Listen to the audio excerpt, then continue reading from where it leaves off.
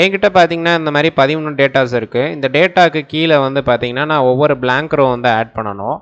இதுக்கு பார்த்தீங்கன்னா நான் வந்து சிம்பிள் ட்ரிக் வந்து யூஸ் பண்ணி பண்ண போகிறேன். இந்த ட்ரிக் பார்த்தீங்கன்னா நீங்கள் வந்து 13 டேட்டா இருந்தாலும் சரி, இல்லை 13,000 டேட்டா இருந்தாலும் சரி, இதே ட்ரிக்கை வந்து யூஸ் பண்ணி நீங்கள் வந்து ஈஸியாக ஆட் பண்ணிக்க முடியும். இப்போ பார்த்தீங்கன்னா நான் வந்து ஃபஸ்ட்டு நம்பர் வந்து ஆட் பண்ணிக்கிறேன். இதுக்கு கீழே 1 2 இந்த மாதிரி இது வரைக்கும் ஃபில் பண்ணிக்கிறேன். ஸோ 13 வரைக்கும் ஃபில் பண்ணியாச்சு. இப்போ இதே மாதிரி ஒரு செட்டு வந்து நான் காப்பி பண்ணி திரும்ப வந்து பேஸ்ட் பண்ணிக்கிறேன்.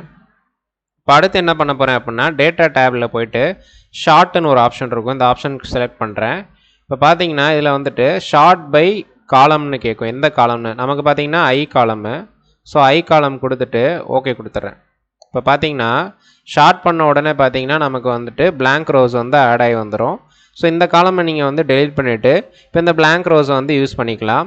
அவ்வளோதான் ஃப்ரெண்ட்ஸ். இந்த வீடியோ உங்களுக்கு பிடிச்சிருந்துச்சு அப்படின்னா லைக் பண்ணுங்கள். டவுட் இருந்துச்சுன்னா கமெண்ட்